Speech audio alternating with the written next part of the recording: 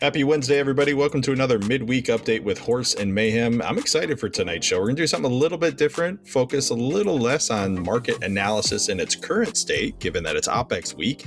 We both find that it's a little difficult to do market analysis during OPEX week because we don't really know how much of this is true sentiment versus how much of it is just positions rolling and closing and all that fun stuff that happens every OPEX cycle.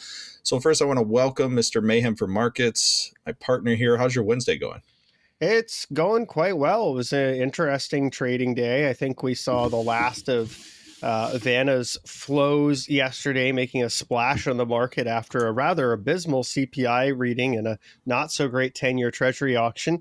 Markets were able to ignore that, but there were plenty of decay flows to help to bid that up. Not so much today, and we've got a bit of a different dynamic. So yeah, it's OPEX week. We've got all kinds of stuff happening. We're going to talk a little bit about some sentiment, some positioning, some breadth, and then some trade ideas that I have. How was your day, my friend?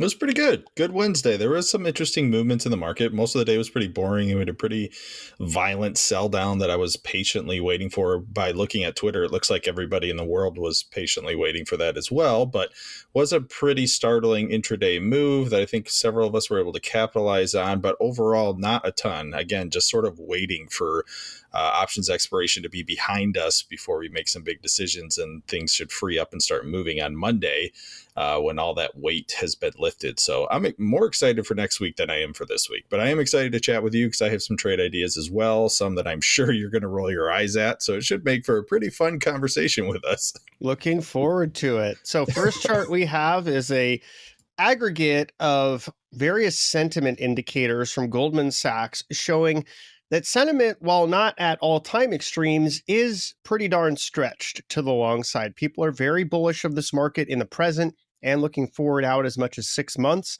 And we can see that that sentiment has impacted flows. We saw very strong flows into a lot of the more popular areas of the market. And of course, when we see sentiment impact flows, flows impact positioning. And we can see that in terms of the percentage of S&P 500 market cap that is long momentum. This is at a high that goes back, this chart goes back about 19 years. Never seen anything like it. Now, maybe if we go back farther, we will, but this is very, very concentrated momentum factor trading. And we can see that the weight of high momentum stocks in equity markets is also at all-time highs. So we're in a very momentum-driven, concentrated, and centric market here. And we can also see it in the positioning of mega cap growth in tech, which is also not at an all-time high of extreme positioning, but not terribly far away. And yet with all that happening, are we down to the magnificent four or the fantastic four? Because Alphabet, Apple, and Tesla are not having a particularly good year. All are massively underperforming the S&P 500 and down year to date. In fact, Tesla is the bottom performer in the S&P 500. It is the S&P 501st in terms of performance. So, there's a lot of change happening underneath the surface here. And I think it is illustrative that this leadership is continuing to narrow. Now, on the other side of it, when we're looking at equal weight versus market cap weight, we're near an extreme low there. If we have to go all the way back to the dot-com bust. And what's interesting about this is typically during periods of market stress, you see the market cap weighted index outperforming equal weight. And during times of bullishness, you see equal weight outperform market cap weight. Not so much this time. So this is a very unusual environment. So speaking of extremes, we can see on screen a chart of NVIDIA skew, which is the most skew towards call premium it has ever been. While the chart doesn't capture the entire history of the stock, I did my own work on it, and I can tell you this is a euphoric extreme. And it's interesting on OPEX week to see this because it's one of the reasons you're seeing a choppier trade in stocks like NVIDIA as they see the options value of these calls decay. Market makers have to hedge less and less, which means they're selling shares they bought to hedge that delta when they were selling contracts for NVIDIA. So this puts a lot of pressure on bulls. They have to keep buying NVIDIA shares, buying calls in greater and greater amounts to offset that flow. So I would just say a little bit of caution here on this market leader. We know that the whole market's kind of keying off NVIDIA. It's one we watch every single day. This type of inversion usually ends with a bit of correction in time, price, or both. Especially when it is this extreme, it becomes harder and harder to fight. But it's not just NVIDIA. The entire market single stock skew is actually the most inverted we've seen in a very, very long time. We have to go back. Well, you can see it's not even on this chart. You have to go back basically to the dot-com bubble to see anything like this, which is telling you one thing.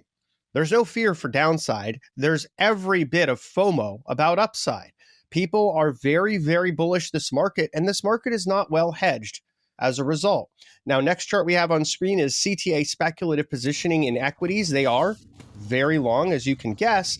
And so that's fine for now as momentum is on their side. But should it turn against them, there's a fair amount of that same positioning to sell. So let me ask you, can I jump in and ask you a question real quick on this topic? It's actually more on the previous slide, but yeah. You made the comment that people are very, very bullish the market. And from a price standpoint, obviously I agree with you, but I feel like, is that really the case here when we see things so incredibly skewed towards call options? Are people really, truly bullish the market? Because I know for myself, I tend to utilize call options directionally way more when I'm not sure. Or like when I'm not very bullish the market. I'd rather just outright own the stock if it's a position that I want to have on and I really believe in the company. I buy calls when I'm not sure. Do you think there's a little bit of that going on as well, where there's just everyone's a bit confused?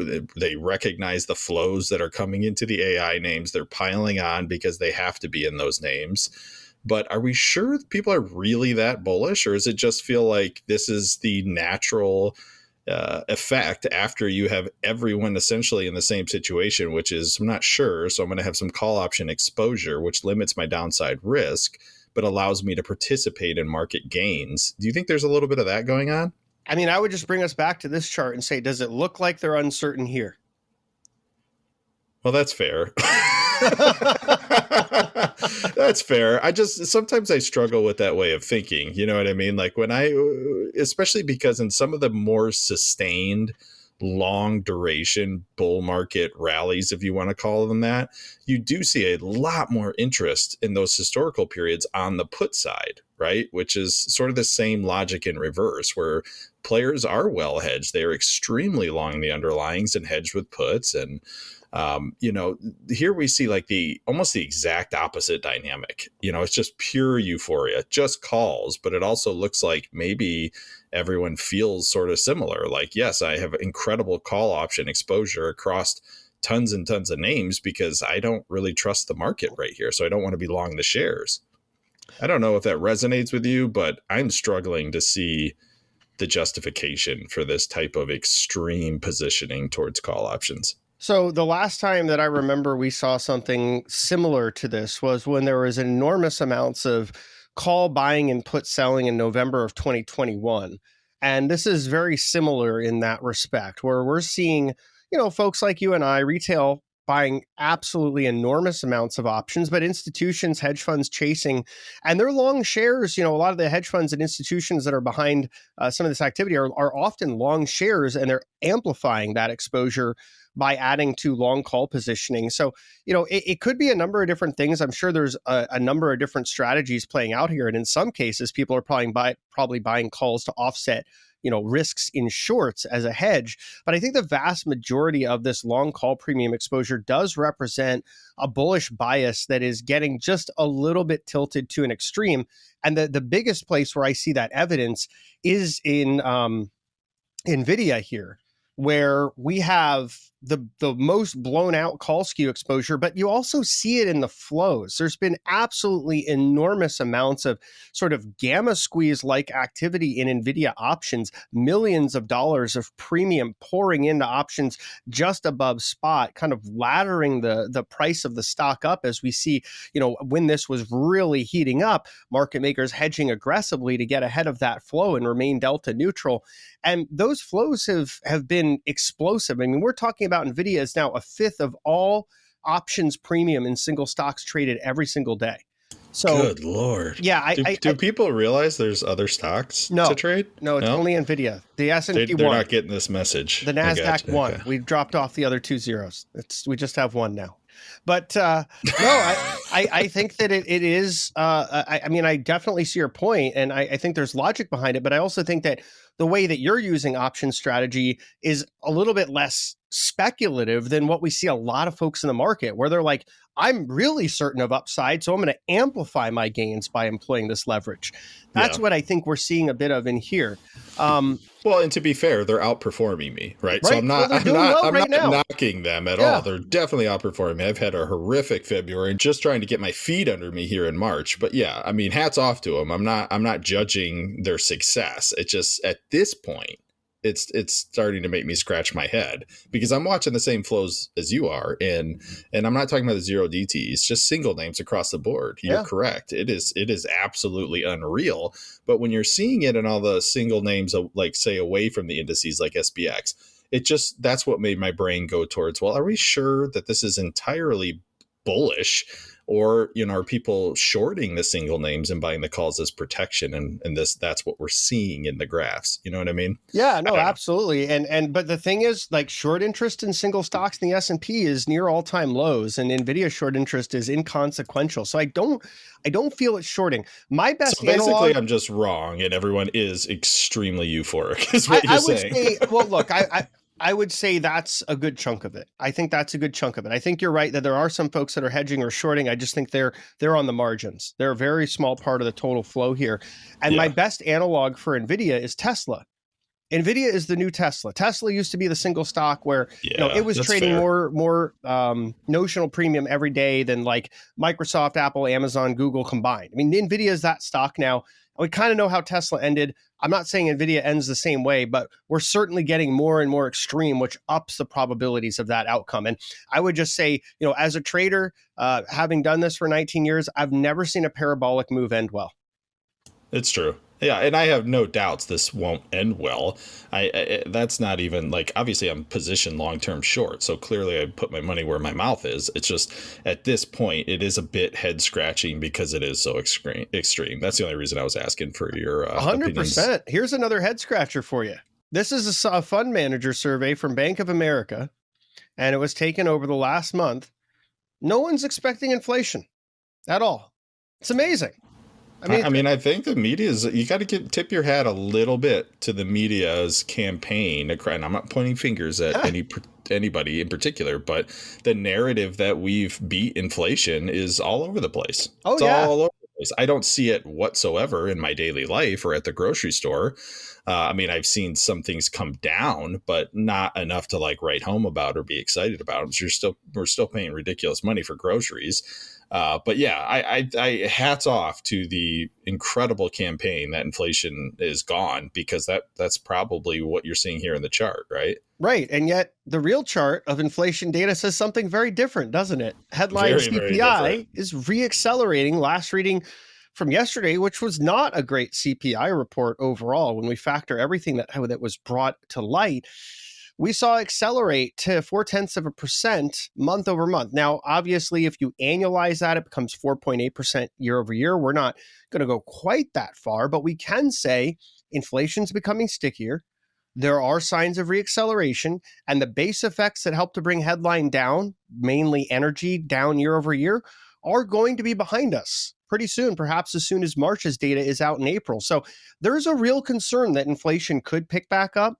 We also see gasoline, oil, copper, and a number of other commodities up double digits from their lows last quarter. So we do see a reacceleration there. We see in services and goods PMI data in manufacturing that prices paid are on the rise. NFIB small business survey, which correlates well with CPI, showing businesses are increasingly aiming to increase prices over the next 3 to 6 months. And home prices are rising again. And now that mortgage rates are dropping, they're set to probably rise farther, which has a 36% weighting in CPI, the shelter component. And there's a 5 to 6 month lag there, meaning there's more kind of cost push pressure from those prices rising in homes as well. So net, the fact that no one is really concerned about inflation, and yet the data is suggesting there's a decent amount potentially in the pipeline. And I'm not saying we're going back to 2022 levels or anything like that, but I am saying the fight is far from over. And so that actually provides opportunities I think for us as traders to be looking at certain parts like the longer end of the yield curve, the energy sector, materials, industrials, and otherwise some of the ideas that we've been sharing over the past several weeks, these are longer term theme swing trades because quite frankly, if inflation does reaccelerate, there's going to be margin and revenue expansion at these companies, and they're already objectively cheap. So I just want to kind of put that out there, and then I'm going to put on a completely different hat, and we're going to talk about some stocks that I think actually could continue the short term to intermediate term tech momentum rally. And we're going to first start off with cybersecurity. So here's a cybersecurity ETF hack. I'm not saying buy hack, I'm saying look towards the strength in hack as a guidepost for what we may expect to see in some of these laggards. So folks on the Discord are aware that I am bullish of Palo Alto. I've been bullish of Palo Alto for a very long time. I've written and talked about them rather extensively, and they finally pulled back to a level where I feel like it's a decent risk reward zone to buy this longer term trend line.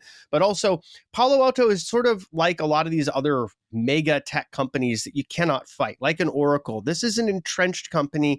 You just sort of buy dips and forget about it, right? You just put it away in the long-term portfolio and forget about it. But as a swing trade, I think looking at this thing going back to its highs for a core position is not unreasonable.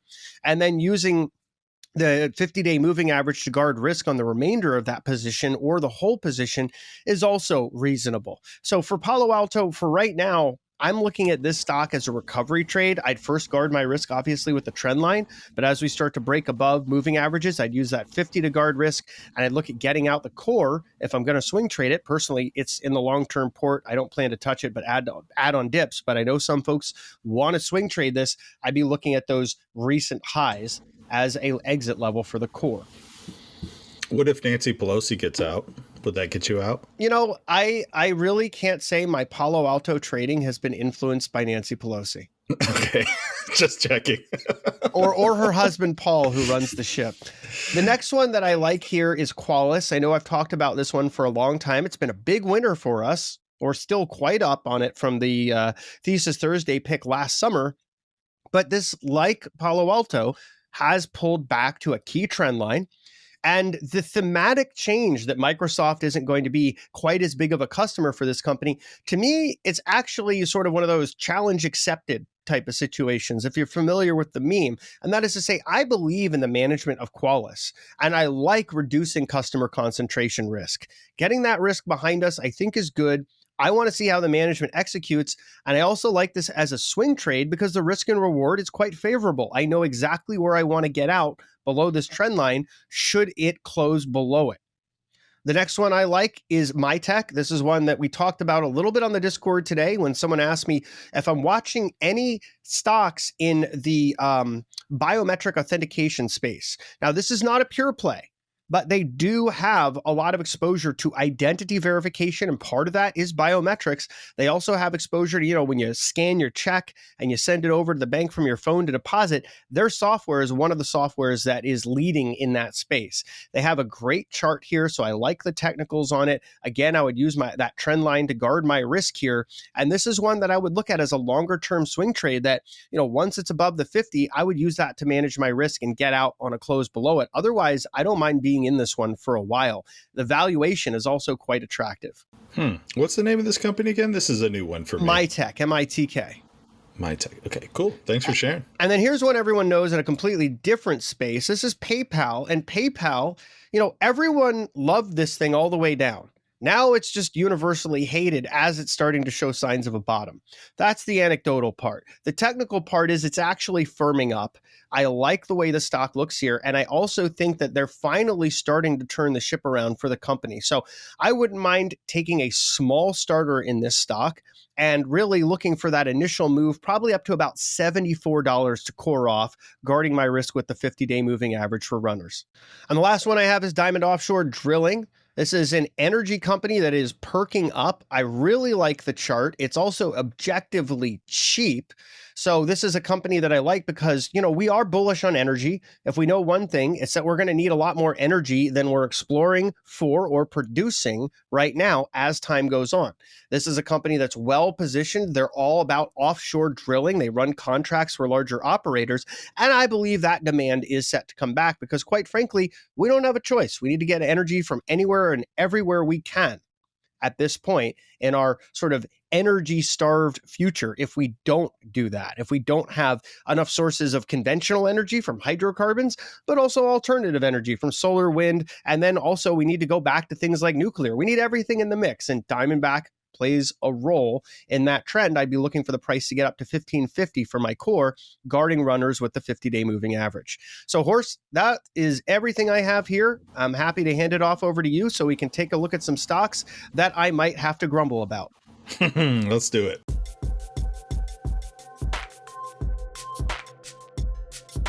All right, thanks, Mayhem. Before we get to the individual picks, we'll take a look at a couple longer-term stock charts here. This is the S&P 500 on weekly candlesticks. It's the thing that matters most to me. We're about 20 points over this trend line. I am just sitting tight for this battle. I don't have really a whole lot of, overall market analysis for today, other than the fact that this matters to me. NQ looks very much the same, matters a lot to me going back to the .com highs. NQ is actually trading below this line, whereas ES is about 20 points. Like I said, it's still roughly around 45 is that pivot. 51.45 that we've been talking about for this week, grossly overbought on a weekly time frame, virtually every time frame, with a really wildly noticeable divergence between price and the RSI, again on daily time frame as well. So it's sort of just biding my time here as somebody that's feeling bearish the stock market overall heading into the elections. I want to see what the market does for OPEX week before I make any further decisions. So like I said, we're not going to talk as much about the technicals for the overall stock market indices. I'm more interested in single names this week, but did want to talk about the theme and the narrative that we've sort of been plugging away at here over the past few weeks. It really is this trend line. I don't want to be in a situation where I look back on this and say, boy, it was so obvious, but I never took the trade.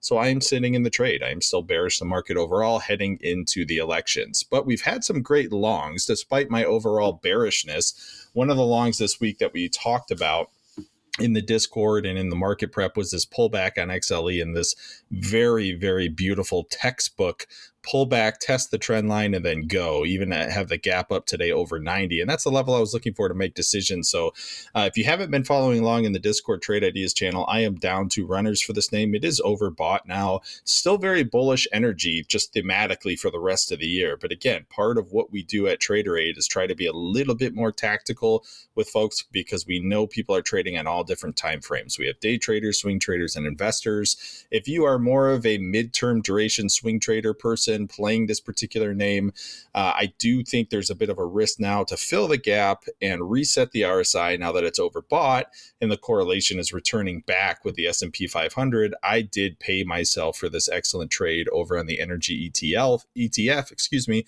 sitting in runners in case it wants to challenge new all-time highs, which by the way are not featured on this chart. They are actually farther up, more closer to the $100 mark. So still plenty of room to run for XLE. I just think it's gone a little far, a little fast. Time to pay myself and wait for a chance to reset and get back in this name with a larger size position.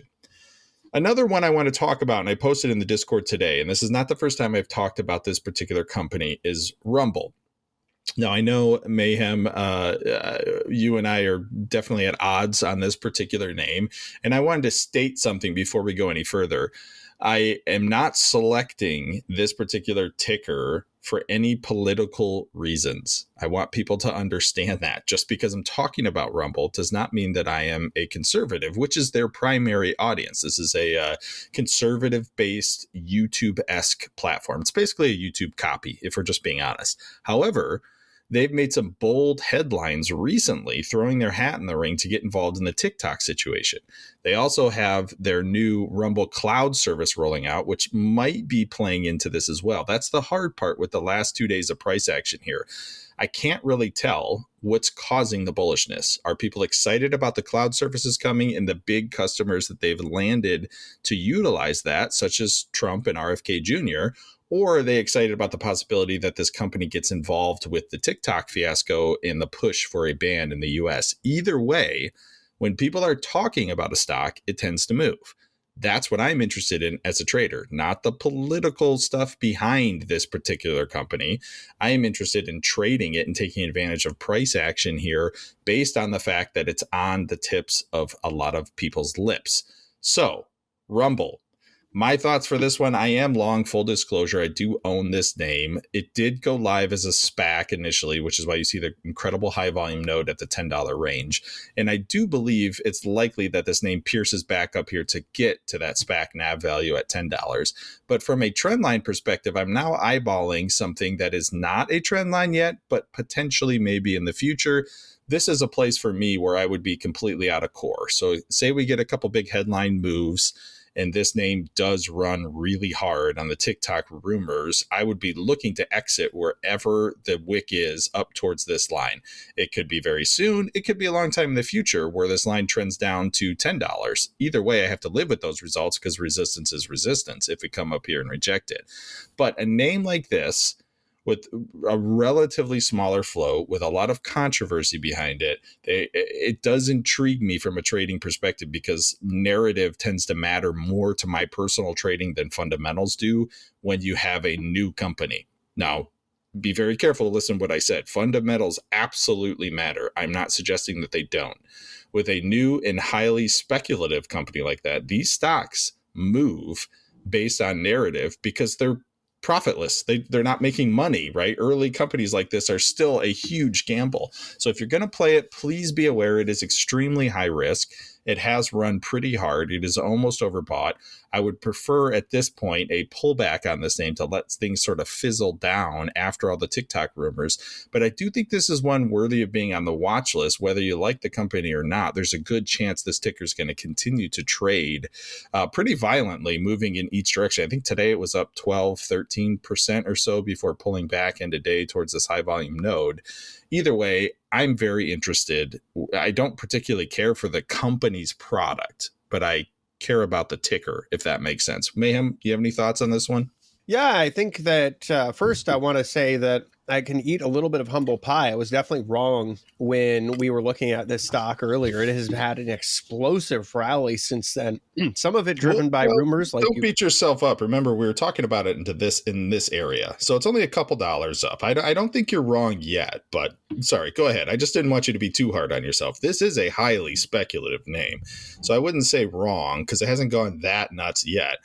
But sorry, go ahead. I just don't like seeing my friend beat himself up. No, that's fair. I'm just saying, I wasn't on the right side of that. It looked like it was going to roll over. Instead, it kind of broke out there.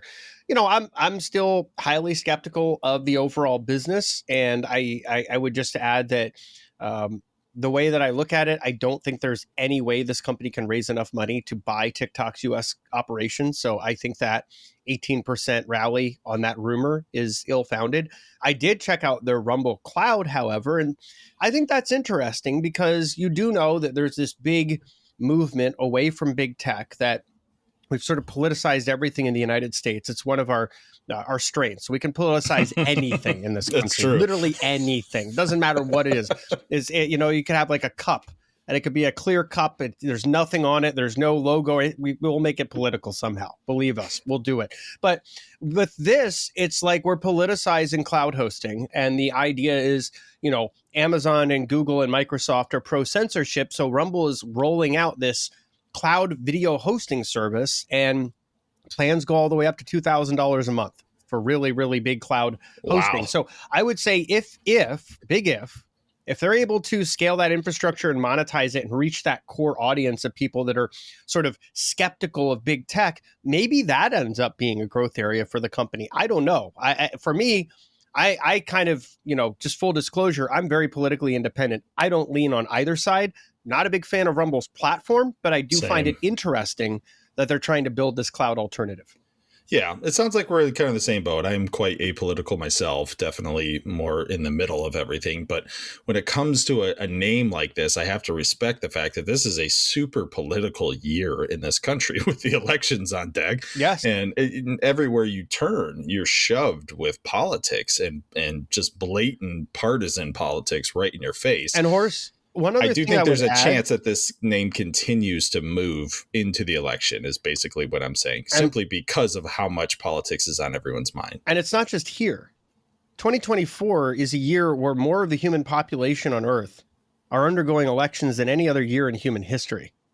Even on a Is percentage that basis, true? it is 100% true, which means Really? absolutely, eyeball piercing levels of propaganda. But it also means that those sort of political divides in all these different places where the elections are will be purposefully exacerbated. It's one of the ways the pendulum swings around this time. And so you've got a lot of other places where this platform could potentially get some, attention Yeah. from certain parties, certain factions, whatever, as well. So I would just add that to the mix because we've seen, you could say, a greater and greater chasm between different political ideologies. Like the gap between the left and the right, not just here, but in many parts of the world, has grown. And Yeah. that's exactly what feeds this type of stuff as well. Yeah, good points. Well, either way, I like trading things that move. So this one's on the watch list. I am bullish, at least until we get a third touch, because I do believe there's the possibility of a news-driven spike. I'm not saying that's going to happen in the very near term unless there's crazy developments with the TikTok news. But just be aware that the high volume node just outside of value is closer to $7 here. The stock seems to enjoy that $7 price. After this ridiculous run, I am looking for this thing to pull back. It would not surprise me, and I would not be interested in adding more until we're under $7 if we get a retracement of the TikTok driven news, because it's not like the volume was that incredible. So we have to sort of wait and see, but this is a name I definitely have on the watch list, definitely very bullish. And I'm curious to see what happens into the election with this particular company. One thing to note, though, if you are still in it, it is experiencing a literal breakout now from the anchored VWAP perspective. We are above the anchored VWAP sell line here from the swing highs to swing lows. That's how this one is set up, getting a little close to too high for my liking on the relative volatility index. But just be aware, if you're bullish, we're not actually in a bad scenario because you are breaking out above the anchored VWAP, which tends to lead to pretty decent sustained bull runs a lot of times, just based on what I've seen looking back in history at this particular indicator. It's a good sign for bulls to see trading above. So if you are bullish, be careful at the $8 mark when this thing will flip down beneath the anchored VWAP sell line and potentially catch some momentum selling all the way back down to 7. So that's my thoughts on Rumble. I want to move on and do a couple updates on existing positions. I talked earlier in the week about selling call premium on XBI, which is one of the most bullish sectors for me over the course of this year. I am definitely very interested in remaining bullish on this name because it's performed very well. But last week we talked about being up around 15% year to date on this. So I started selling calls up here to collect a little more premium as we pulled back, which is exactly what happened. I just wanted to update with everybody that I did close those calls. So I'm no longer selling premium on XBI. We filled the gap, came back down here and just held the top of this value area here. So to me, that was a good enough sign between yesterday and today's action to say, yeah, we could tag the 50 down here, the 50 daily moving average. But for me, it was good enough to take profits on the premium that I sold. So I'm back to just sitting in XBI longs. Moving over to Tesla. Mayhem talked about Tesla sort of falling into unfavorable territory lately. I think that is an understatement, as this name has been absolutely battered down from its mania highs. However, once again, I am looking for Tesla longs as it comes down outside of value. You see a very prominent volume shelf here on the visible range. I personally would be interested in buying if sellers do push it underneath this volume node. So the alert that I have set right now is currently on this line, this little gray one. The first time it fires is going to be about $163, if I'm not mistaken. If Tesla continues to sell down, I have an alert set for 163 because I would be interested in the pop. And the other thing that I'm thinking, and this is highly speculative, but as Mayhem mentioned, Tesla for years has been the call option darling in the market, right? Like people were obsessed with playing this name. I'm not convinced that that obsession is over because you still have Elon Musk attached to this company. And I think there's a very good chance that Tesla rallies as the AI names come down. Like Nvidia, everyone's distracted by Nvidia, SMCI. That's where all the options premium is going.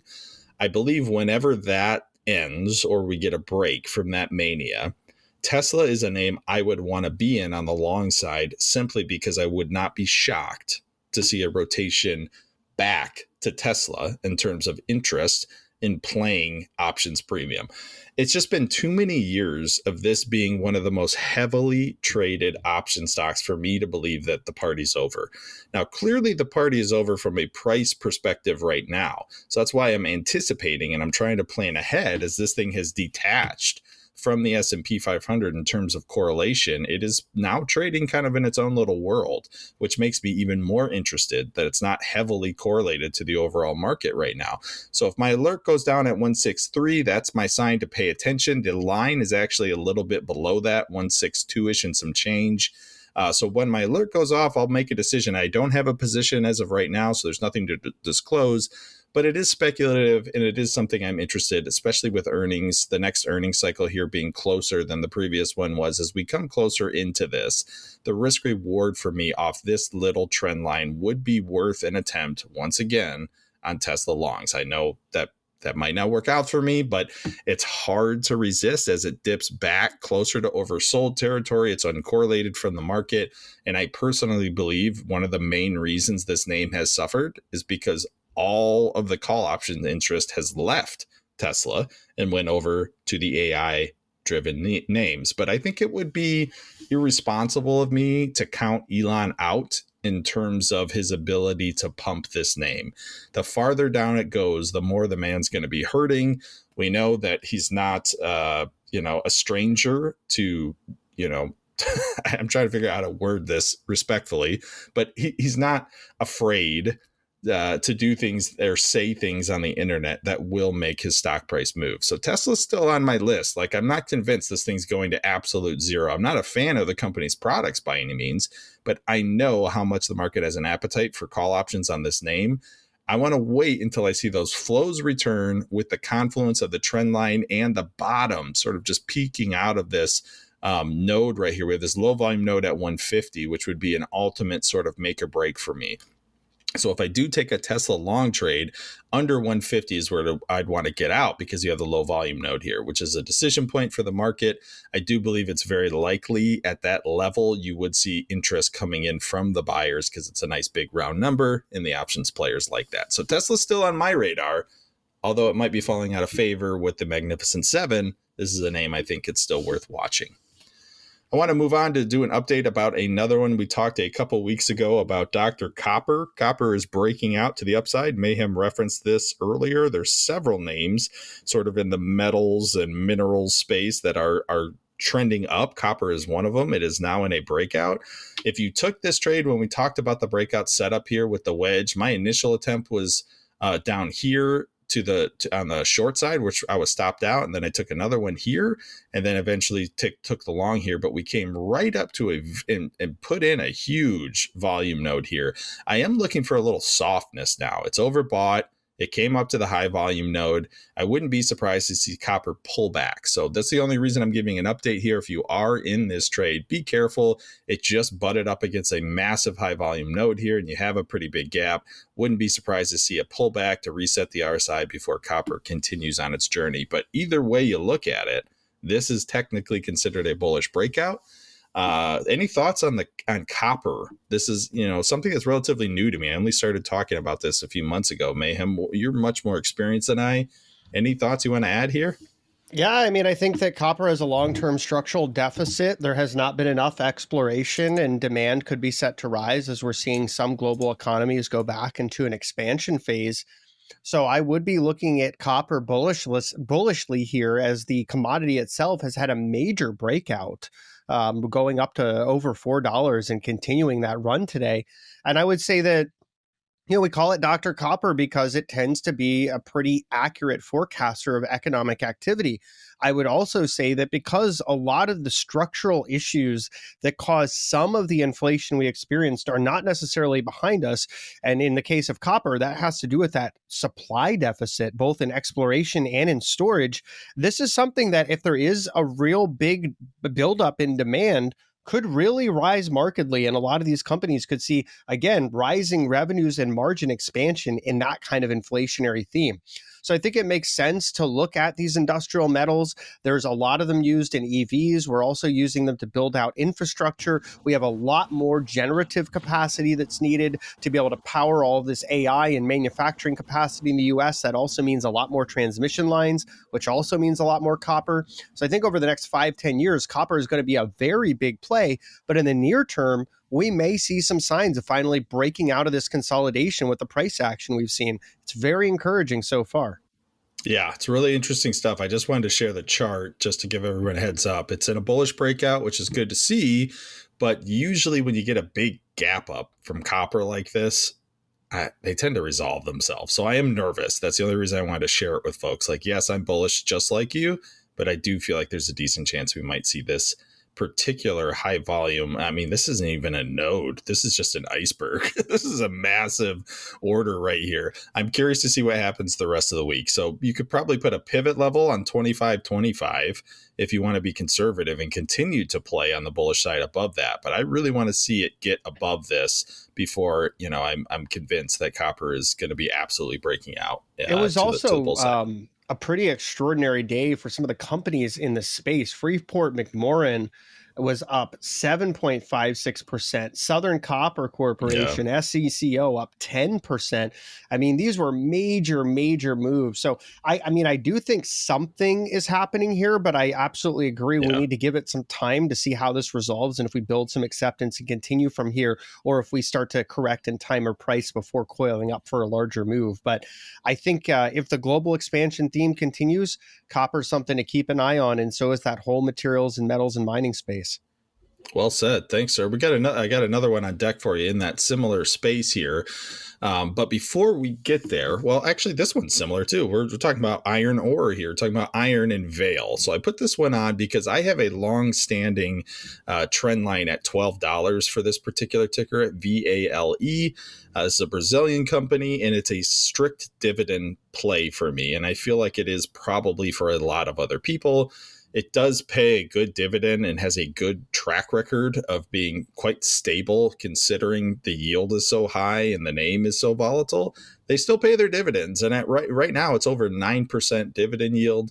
I don't believe Vale is at a huge risk of becoming a dividend trap. That's just my personal opinion, but I do tend to buy for the longer term portfolio anytime it gets smacked down to this $12 level. And we're approaching it again now.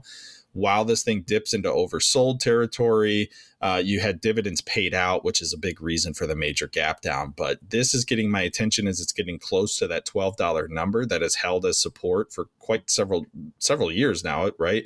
It's turned that resistance into support. So $12 is my level on VALE as a strict dividend play for a buy and hold. This is not a swing trade type scenario for me. This is something that I simply buy and own. Just wanted to put it on everybody's radar here. I don't really have any thoughts on the company from a fundamental perspective other than the fact that it's back to the same level that I typically buy this name at just to collect the dividend. So just wanted to put it on your radar. If you're a fan of dividends like I am, VALE is approaching an interesting price level here that may be attractive in your long-term portfolios. Yeah, it's an interesting one, and it's interesting because it tends to mirror the price of iron ore itself. And so iron ore has had a pretty big pullback here. So has Vale. This company, though, is objectively cheap. It's trading at a last 12-month PE of 6.68, forward 12-month PE of 5.36. It's just at 1.34 price book, which for a stock like this does matter, and its debt equity ratio is just 0.35. So there's not a huge amount of risk in this stock. Certainly it could slip under 12, but not a lot under 12 if it did, in my humble opinion. And if we do get into this theme of expanding global economies, you're going to need a lot more steel, which means you're going to need a lot more iron ore. So I like that, that line in the sand around 12 that you've marked around that area seems like a great place to accumulate and hold for the dividend. I hope so, because I've owned this name, full disclosure, for quite some time. And it's a little depressing to keep buying at $12, I'll be honest with you. But the dividend is so good that it's just one of those plays that it's I try not to worry too much about it. This company has treated me very well over the years, so I thought I'd put it on everyone's radar in case other folks are interested. I do want to talk about a weird one, though. Speaking of dividends, this is one that I'm sure was going to make you cringe a little bit. This is a Chinese holding company that's in the shipping and trucking space. And they made an announcement that made their stock pop pretty violently today. And it got my attention because this is not a name that I'm particularly familiar with, which is why you see the explanation from TradingView on the screen here as to what they do. But I know there's also a lot of concern about Chinese equities overall. This company came out with a headline today announcing they're extending their share repurchase program and also declared a dividend. And it was relatively hefty, to be honest, coming in at around 5.5%, if my math is correct, at current prices, even after the pop to $7.72. It's still a pretty decent dividend coming out of this particular shipping company out of China. And it got my attention because the volume went off on an alert, very high volume for this particular name. It is relatively uncorrelated to the market, which intrigues me. It's traded in the same range for the last couple of years. So from a risk perspective, that's attractive to me because the market has said it's not really interested in this name at significantly lower prices than this giant high volume node that it's built out over the past couple of years here. So in terms of risk reward, the first thing I notice is the fact that this company has essentially done nothing price wise for quite some time. That does make me feel a little bit safer taking a position. Now, I don't have a position, but this is and I'm sorry, I didn't even share the ticker with everybody. The ticker is YMM. If you're interested in looking this one up for yourself, but it is something I am considering because I will be honest, I have zero exposure to the Chinese dividend space right now. And I'm surprised at how well the Chinese equity rally has held on. It's not doing anything extraordinary, but it hasn't been batted back down yet. Things like FXI are still, floating between that $24, $25 level. If we're going to see that those names actually start to stabilize, and I know you're quite bearish long-term China plays, I feel you on that, and I'm with you on that overall, especially when it comes to tech. But a name like this in the shipping space, paying a decent dividend, definitely got my attention. I don't have any technical analysis for the chart other than putting it on everyone's radar. You have a new company that is now going to be paying a dividend and some exposure to Chinese shipping and trucking mayhem. Any thoughts on this? Are you going to tell me I'm crazy for taking a position in this if I end up buying? So first, I would be a hypocrite to do that because remember last year we got a good double out of a company in Hong Kong, which is basically China at this point, called GigaCloud Technology. That was a prolific short squeeze. In fact, it's still running, but we got a great trade out of GCP. I remember that. So I'm not going to bash you because otherwise, I'm opening up myself to being bashed pretty thoroughly there as a hypocrite. But I would say this much. So let's say we can trust their financials, because with Chinese companies, it's always a question. You never know. If we can trust their financials, their valuation seems relatively attractive. Their PEG ratio is 0.74, forward PE of 13.29 suggests there's good growth here because the backward-looking PE is 26.48. So you got a forward PE telling you there's earnings growth. There's real expansion happening there. EPS quarter over quarter up, basically about 200%. We have earnings year over year also rising in triple digit percentages, profit margins healthy at 26%, gross margin at 51%, no debt with this company. So again, you never know how transparent Chinese companies are and whether they're giving you really audited financials. But if these financials are real, this thing is a steal. That's kind of what I was thinking, but I'm nervous, and I'll be honest with everyone. I don't have a position, and I'm not buying here because I do think the market probably got excited about the news. Those are two big announcements in the same headline: to extend your buyback program as well as introduce a dividend. That turns some heads, and it's obvious, the pop in the name is probably justified. Those are two big announcements. I would rather buy on a pullback. That's how I'm going to approach this one. Because you know me, I'm a sucker for dividend plays. I'm a huge fan, but I want to make sure this is legit. So this is one that might get away from me because I don't want to buy right now. Even though the yield is still attractive, I don't like the big gap up. This thing has oscillated for so long around that $7 mark that there's a good chance it goes back. I'm interested in buying below it. So I have alerts set for myself under $7. If we get a pullback, I'll make the decision then. But I thought I'd put it on everyone's radar again. I know we have some people that are more longer term dividend focused, thinking about things like that for their retirement. I'm in the same situation, and these kind of plays do intrigue me very much. I just don't want to get stuck in a dividend trap with, a company that is paying an attractive yield and then this thing just gets smacked down to new lower lows. That's definitely a possibility. Now, considering it's overbought on the RSI, I want to give the market some time to react to the news on this one, considering it's a brand new company to me. I did a little bit of research today, but I don't know tons about them. I have a lot more due diligence I'd like to do myself before taking the risk. But I thought it'd be interesting just to share, and some news that came out from today about a dividend play out of China. That's not something we talk about very often on the midweek update. So I thought it'd be a decent chart to put in there for today. And speaking of the chart, I think just under 7, what really looks good to me on this chart is the 200-day moving average, which this stock has really respected over the last several weeks, both as an area of resistance and now as an area of support. So pull back and test of the 200-day moving average that holds, that would get me wanting to take a small speculative position on this one. Yeah, and I believe it's sitting at about 680, so that lines up. If we can get it under $7, this might be a flyer worth taking, for me, anyways, just to see what happens. And then from an anchored VWAP perspective, you do have, again, just like we were looking at with Rumble earlier, it is breaking out above that short line. So that, again, that's very bullish. These stocks tend to bounce between the anchored VWAPs, long and short lines that are established from new highs and new lows. The fact that it's breaking out of this one is a good sign, right? The market really liked this, but it might have just been too much for one day. And if I can get to pick some up on some gap fills here, I'd be a lot more content in my position. So no position for me yet, but it is one that I'm adding to the watch list.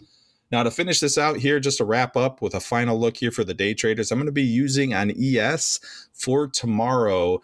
My pivot is going to be 52.47, favoring trades long above that and shorts below tomorrow. It's very unusual to see this poor structure, a series of poor highs here. They didn't line up at a single tick, so we don't really have evidence of somebody just iceberging those levels like crazy. The market was simply unable to get through with multiple repeated attempts. Now, these are 2-hour candlesticks, so they had several chances to pull this off today and didn't get it. I'm including this chart today because this really intrigues me. Typically, this is ripe to get pushed through on the bull side. So I would not be shocked to see that happen. And if it does tomorrow, I want to be a part of it.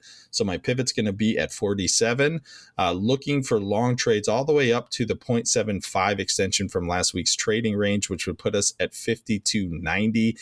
And the top of this particular channel that ES has been bouncing in or roughly in for quite some time.